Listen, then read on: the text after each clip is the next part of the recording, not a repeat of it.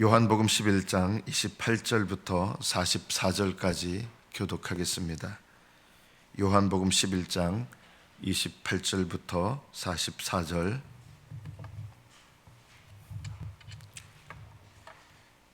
(28절부터) 교독합니다. 이 말을 하고 돌아가서 가만히 그 자매 마리아를 불러 말하되 선생님이 오셔서 너를 부르신다 하니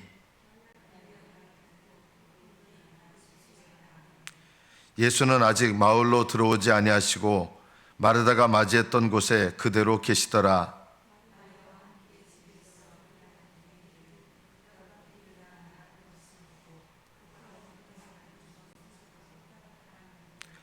마리아가 예수 계신 곳에 가서 배웠고 그 발 앞에 엎드려 이르되 주께서 여기 계셨더라면 내 오라비가 죽지 아니하였겠나이다 하더라.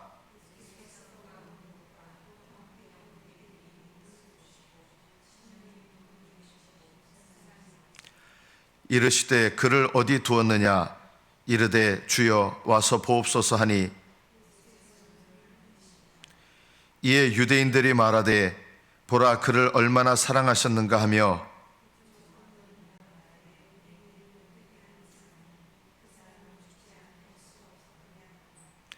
이에 예수께서 다시 속으로 비통히 여기시며 무덤에 가시니 무덤이 구리라 돌로 막았거늘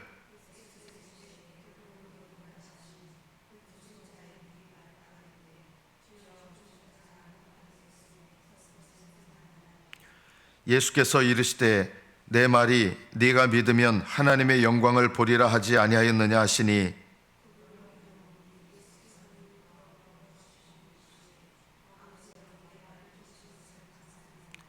항상 내 말을 들으시는 줄을 내가 알았나이다. 그러나 이 말씀 하옵는 것은 둘러선 무리를 위함이니 곧 아버지께서 나를 보내신 것을 그들로 믿게 하려 함이니이다. 죽은 자가 수족을 배로 동인 채로 나오는데 그 얼굴은 수건에 쌓였더라. 예수께서 이르시되 풀어놓아 다니게 하라 하시니라. 아멘. 여기까지 받들어 읽겠습니다.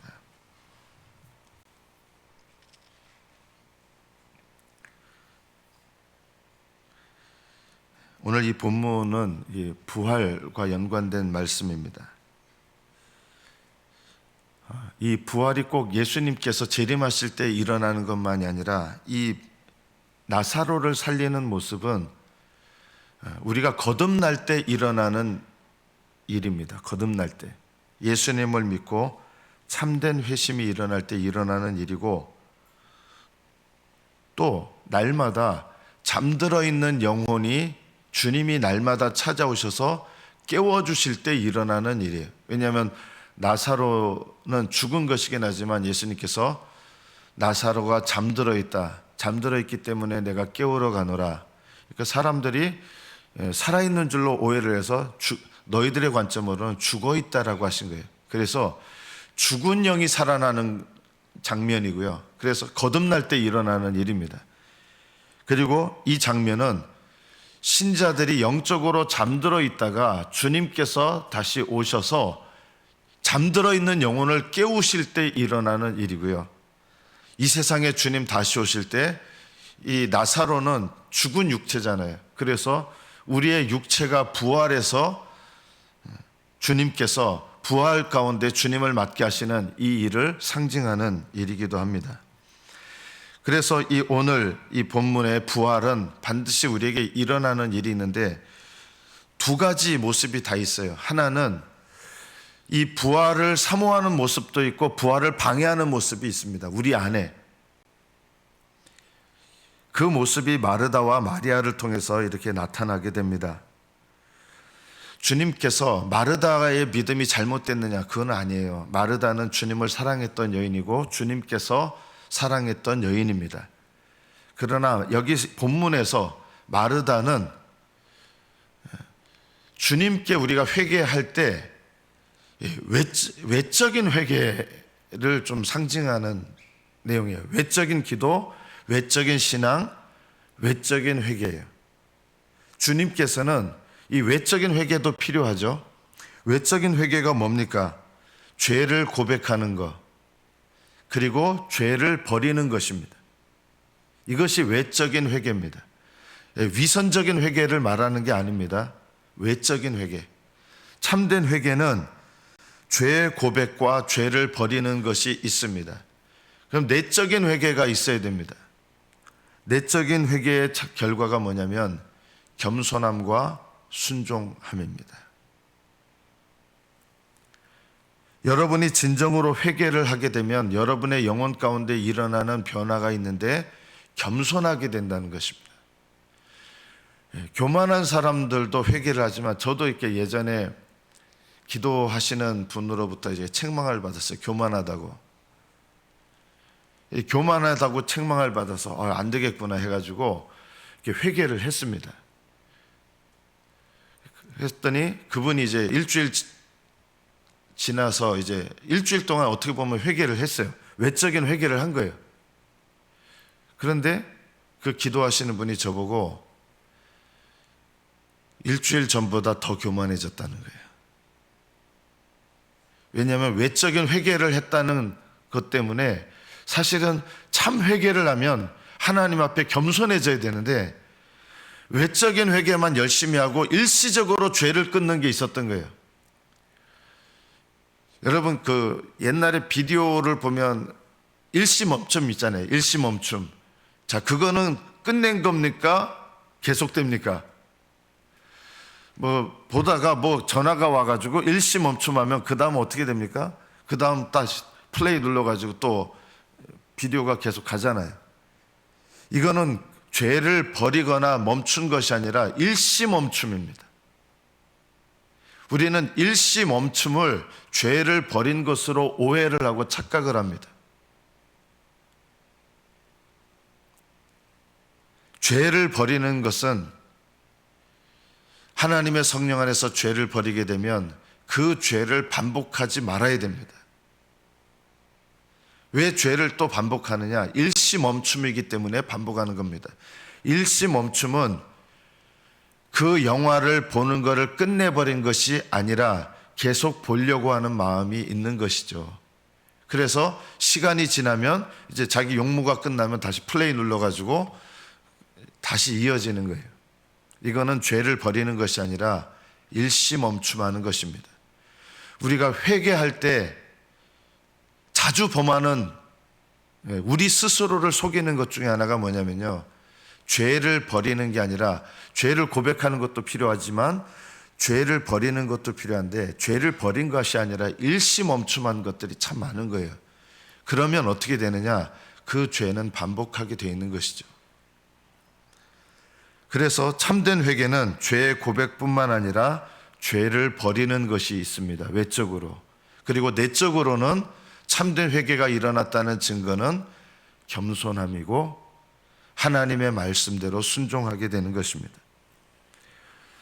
마르다가, 이 마르다의 신앙이 잘못된 게 아니에요. 마르다는 열심히 있는 여인이에요. 근데 이 마르다와 마리아의 모습을 통해서 주님께서 우리에게 날마다 일어나야 될 회개의 모습에 대해서 말씀하고 계시는 부분이 있어요. 마르다가 예수님을 맞으러 나왔습니다. 그런데 예수님께서는 마르다를 사랑하시기 때문에 마르다와 대화를 나누세요.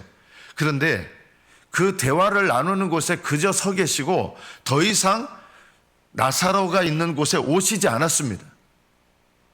주님은 마르다를 사랑하셨지만 이 마르다의 여기서의 모습이 뭐냐면 아직 진정한 회개, 이 하나님 앞에 마음을 내놓고 마음을 토하는 이런 마음의 외침이 아직 없는 거예요. 그리고 좀 불평과 원망이 있어요. 주께서 여기 계셨더라면 내 오라비가 죽지 아니했겠나이다, 이렇게 얘기를 하면서 어떤 뉘앙스가 있냐면요, 나중에 마리아도 똑같이 얘기를 하는데 말은 똑같은데 뉘앙스가 달라요. 마르다는 이런 마음이에요. 왜 이렇게 늦게 오셨어요? 이렇게 늦게 오셔서 무슨 소용이에요? 하면서 원망하는 마음, 불평하는 마음이 나타난 거예요. 주께서 여기 계셨더라면 제 오라비가 죽지 않았겠나이다. 나중에 마리아도 똑같이 얘기하는데 마르다는 좀 불평하는 마음으로 얘기를 하는 거예요. 말은 똑같은데. 같은 말 같은데 마음이 다른 거예요. 불평하는 마음, 원망하는 마음이 있었던 거예요. 이렇게 늦게 오셔가지고 이제 뭘 하겠습니까? 이런 원망함이 있는 거예요. 예수님은 그 자리에서 더 들어오시지를 않는 거예요. 우리가 하나님 앞에 내가 회개의 고백을 하고 때로는 주님 앞에 죄를 고백하는 것 같은데 왜 주님께서 내게 찾아오시면 잠든 영, 죽은 영이 일어나거든요. 근데 왜 이런 일이 안 일어나냐면 그냥 외적인 고백만 하는 경우가 많은 거예요. 마르다와 같이 그냥 내가 이거 뭔가 잘못한 걸 아는데 이 죄에 대해서 내가 정말 슬퍼하고 정말 뉘우치는 게 아니라 이거를 내가 끊지 않으면, 이거 회개하지 않으면 하나님 앞에 얻어맞는다고 생각해서 무서워서 두려운 마음 때문에 할 수 있어요. 그러나 그거는 진정한 회개는 아니에요. 주님께서 마르다와 이야기하던 곳에 계속 계신 이유는 상징적으로 우리에게 나타내시려고 하는 게 있는 거예요. 마리아를 불러와라 하신 거예요. 마르다보다 마리아가 더 훌륭하고 주님 더 사랑하시고 이런 문제가 아니에요. 상징적으로 우리에게 말씀하시는 게 있어요. 왜 마리아를 불러오라 하셨을까요? 이거는 우리에게 말씀하시는 거예요. 우리에게 마리아는 뭡니까? 정말 마음을 토해내는 그런 기도, 마음을 토해내는 회개, 이런 걸 원하시는 거예요. 마리아는 주님이 오셨다는 전가를 받을 때 주님께 오셔서 제일 먼저 한 행동이 이거예요. 주님 계신 곳에 가서, 예수님 계신 곳에 가요. 예수님이 내 있는 곳에 오시는 게 아니에요. 회개는요, 내가 해야 되는 거예요. 마리아가 예수님 계신 곳에 갔어요. 마리아가 갔어요. 그리고 예수님을 뵙게 됩니다. 그 발 앞에 엎드립니다. 그러면서 주께서 여기 계셨다면, 언니하고 말하는 게 똑같은데 말의 뉘앙스가 전혀 달라요. 예수님 발 앞에 엎드리면서 주께서 여기 계셨다면 오라비가 죽지 않았겠나요 하면서 원망하고 불평하면서 이 말을 쏟아내는 게 아니라 울면서 쏟아내는 거예요. 주님 앞에, 사랑하는 주님 앞에 울면서 쏟아낸 거예요, 이 말을요. 그러니까 똑같은 말을 했는데 예수님의 반응이 너무 다르셨어요. 마르다와 마리아가 똑같은 말을 했잖아요. 주께서 여기 계셨더라면 내 오라비가 죽지 않았겠나이다 하는데, 예수님은 말은 똑같은데 그 자리에 그냥 계셨고 예수님은 반응이 달랐어요. 마리아가 와서 똑같은 말을 한 것 같은데 가서 엎드려 울면서 이 얘기를 했을 때 예수님께서 반응이 달랐어요. 예수님께서 마리아가 이야기할 때 우셨어요.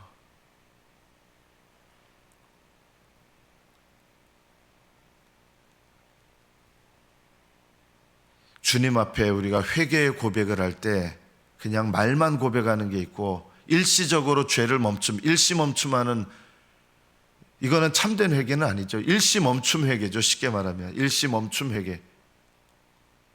우리는요, 평생에 내가 자주 범했던 죄 일시 멈춤하는 경우가 많은 거예요. 일시 멈춤 회개예요. 일시 멈춤 회개는 시간이 지나면 다시 플레이를 누리게 돼 있습니다. 이게 우리 모습이에요. 마리아는 하나님 앞에 마음을 토해내면서 주님 앞에 기도하는 우리의 영의 참된 기도의 모습이죠. 회개의 모습이고, 마리아가 우는 것과 또 함께 온 유대인들이 우는 것을 보게 됐습니다. 마리아의 우는 것에도 마음이 아프셨고, 함께 온 유대인들이, 왜냐하면 이 나사로의 죽음에 슬퍼하는 거잖아요. 주님은요, 마음 아파서요. 조금 있으면 살아날 거 아시잖아요. 그런데 예수님은 왜 우실까요? 이 죽음이 죄의 권세로 말미암는 죽음이라는 것을 주님께서 이 죄의 권세에 굴복한 거예요. 우리가 장차 하늘나라 가지만, 주님 만나지만요, 그래도 우리는 죽음을 경험하잖아요. 왜 경험하는지 아십니까? 아직 우리는 죄에서 완전히 벗어난 인생들이 아니에요. 죄의 몸이에요. 우리 몸은요, 이 몸뚱이가 죄라는 뜻이 아니라 죄의 영향을 받고 죄에 자주 굴복하고 아직 죄에서 완전히 끊어지지 않은 연약함을 갖고 있고, 그리고 여전히 죄의 권세 아래 여전히 있다는 거. 신분은 옮겨졌지만 그 증거가 뭐냐면 우리 죽는 거예요. 우리 죽음은요, 어떤 면에서 보면 영혼이 천국 가는 일이긴 하지만 육신만으로 보면은 죄 때문에 죽는 거거든요. 그래서 주님께서는 우리 육체의 죽음에 대해서 슬퍼하시는 거예요. 그리고 이 육체의 죽음으로 일어나서 슬퍼하는 이 일들을 주님은 함께 마음 아파하시는 거예요. 그래서 마리아가 울 때, 그리고 사람들이 울 때 예수님이 함께 심령의 비통이 여기면서 우셨어요. 그리고 비통하시면서 어디 두었느냐 하니까 마리아가 얘기합니다. 주여 와서 보옵소서. 이 말을 했을 때 예수님이 눈물을 흘리셨습니다. 여러분이 살아나게 하는 거 아니에요. 나의 비참한 상황을 주님 앞에 눈물로 아뢰을 때 주여 와서 보옵소서. 주님이 와서 봐주시는 거예요. 주님이 와서 봐주셔야 돼요. 여러분이 나사로를 살릴 수 있는 거 아니에요. 주님이 와서 봐주셔야 돼요.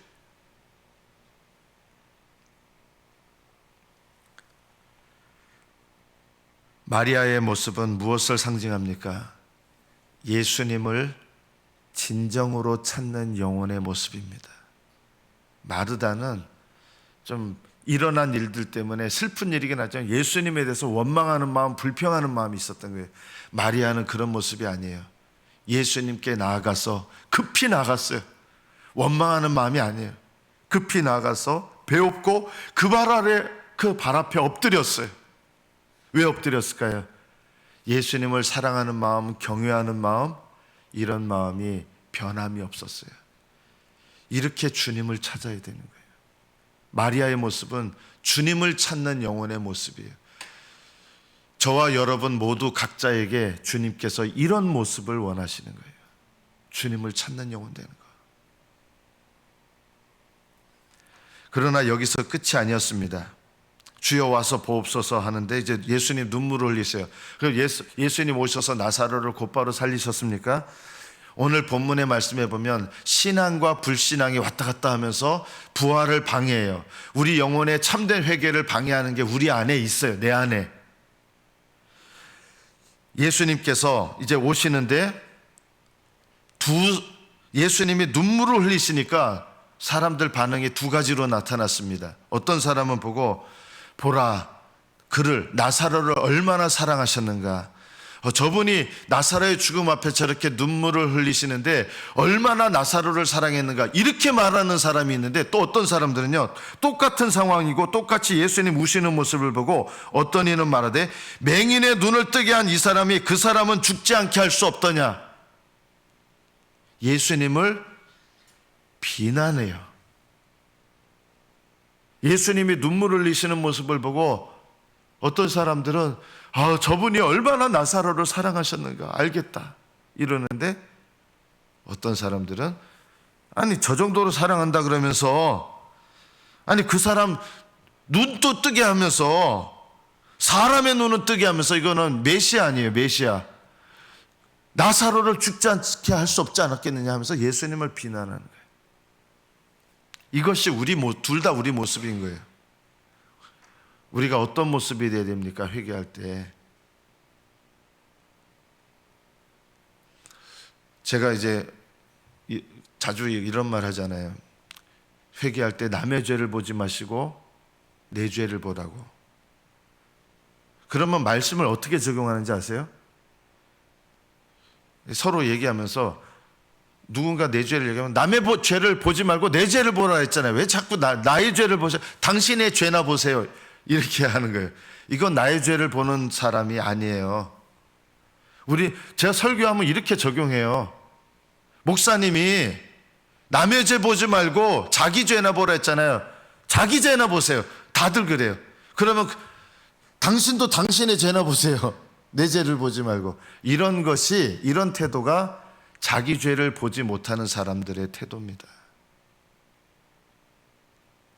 이것이 오늘 두 번째 얘기했던 이 사람들 모습이에요. 예수님 눈물을 흘리시는 모습을 보고 얼마나 나사로를 사랑했는가, 이런 마음을 품고 같이 아파하는 마음을 갖는 게 아니라 주님의 마음을, 주님이 눈물을 흘리시면 주님이, 마리아도 눈물을 흘리고 주님도 눈물을 흘리고 같은 마음을 품은 사람들은 주님이 눈물을 흘리실 때 이분이 얼마나 나사로를 사랑했는가, 이런 마음이 되는 거예요. 같은 마음이. 그런데 주님은 눈물을 흘리시는데 어떤 사람들은 비아냥거리는 거예요. 안 죽지 않게 하지, 저렇게 슬퍼하면서 죽지 않게 만들지 못했냐, 비아냥거리는 거예요. 여러분 안에 성령께서 역사하시면 내가 어떤 마음을 품어야 돼요? 내 죄를 봐야 돼요. 내 죄를 보라는 말이 당신의 죄나 보세요, 이런 말을 하지 마세요. 결코. 내 죄는 내가 알아서 할 테니까 당신은 당신의 죄나 보세요, 이런 말을 하거나 이런 마음의 태도를 갖는 분들이 자기 죄를 보지 않는 분들입니다. 내 죄를 정말 보는 사람은요, 욥이 그랬잖아요. 친구들하고 싸워요. 지난 주까지 계속 욥기였잖아요. 계속 친구들이 욥의 죄를 비난하고, 욥은요 방어를 해요. 맞받아치며 방어하고. 그런데 하나님의 은혜가 나타나니까 어떤 일이 일어납니까? 욥이 방어를 합니까? 방어하지 않습니다. 자기 입술을 가리면서 욥의 친구들은 욥을 정죄하고, 욥은 방어하면서 친구들 계속 싸우고. 그러나 하나님이 오셨을 때 욥은 자기 죄에 대해서 더 이상 방어하지 않습니다. 내 죄를 보는 사람은요, 방어하지 않습니다. 하나님이 말하라고 하시는 것은 말하죠. 그러나 방어하지 않습니다. 그래야 주님께서 오십니다. 내 영혼 가운데. 그를 어디 두었느냐? 주여 와서 보시옵소서. 죽은 내 영, 잠든 내 영혼을 살리시는 주님이 오시려면 주님을 모셔요. 주님이 오시게 해야 돼요. 내 영혼 가운데. 남의 영혼, 남의 죄를 잘 보는 거 신령한 거 아니에요. 내 죄를 보는 것이 참된 신령함입니다. 마리아는 예수님께 와서 예수님을 모시고 가요. 나사로가 있는 곳에. 이것이 우리가 해야 될 일입니다. 남의 영혼을 위해서 지나치게 염려하는 척 하지 마십시오. 내 영혼이 있는 곳에, 내 죽은 영혼, 잠든 영혼이 있는 곳에 예수님이 오셔서 주여 와서 보옵소서 하면서 예수님을 모시고 딴 데로 가는 게 아니라 내 영혼 가운데 와야 돼요. 내 영혼 가운데. 예수님께서 무덤에 가셨습니다. 그렇다고 나사로가 살아난 것은 아니었습니다. 무덤이 돌로 막혀 있었습니다. 이 돌은 아직 하나님의 뜻을 가로막는 우리의 육신이에요. 내 안에 있는 육신. 이게 가로막아요. 참된 회개를 가로막고요, 참된 고백을 가로막고. 말로 고백하는 건 되는데 정말 진정으로 우러나는 참된 회개 고백이 쉽지 않아요. 돌로 막혀 있어요. 돌을 옮겨 놓으라고 명령하십니다. 이것이 우리가 해야 될 일입니다. 주님께서는 우리가 해야 될 일을 대신해 주시는 법이 없습니다. 돌을 옮겨 놓으라 이러면 우리가 대체로 어떻게, 주님 내 힘으로 안 돼요, 주님께서 옮겨 주세요. 돌을 옮기는 것은 내가 해야 될 일입니다. 하나님 앞에 회개하려고 애써야 됩니다. 내 영혼이. 그런데 또 누가 방해합니까? 죽은 자의 누이 마르다가 이르되 주여 죽은 지가 나흘이 되었음에 벌써가 냄새가 나나이다. 맞는 말이잖아요, 그죠? 맞는 말이에요. 죽은 지 나흘 됐어요. 맞는 말이에요. 나흘이 돼서 시체 썩는 냄새가 납니다. 맞는 말이에요. 돌을 옮겨 놓아봐야 썩는 냄새밖에 못 맡습니다. 뭐하러 돌을 옮겨 놓으라 하십니까? 돌을 옮겨 놓으라 반대한 건 아닌데 결국은 반대하는 거예요. 아니 죽은 지 나흘 됐고 썩는 냄새 나는데 뭐하러 그렇게 하십니까? 라고 하는 거예요. 그러자 예수님께서 마르다에게 네가 내 말을 믿으면 하나님의 영광을 보리라 하지 아니했느냐, 이렇게 말씀하셨을 때 마르다는 이게 믿어진 건 아니에요. 그러나 여기서 우리가 중요한 게 있어요. 믿어진 게 아니에요. 지금 부활이 믿어졌습니까? 아직 믿어진 거 아니에요. 그런데 마르다는 예수님 말씀대로 순종하게 돼요. 돌을 옮겨놓게 됩니다. 마르다의 불순종을 보신 게 아니라 말씀에 순종하는 순종을 보셨기 때문에 주님은 나사로를 살리시는 거예요.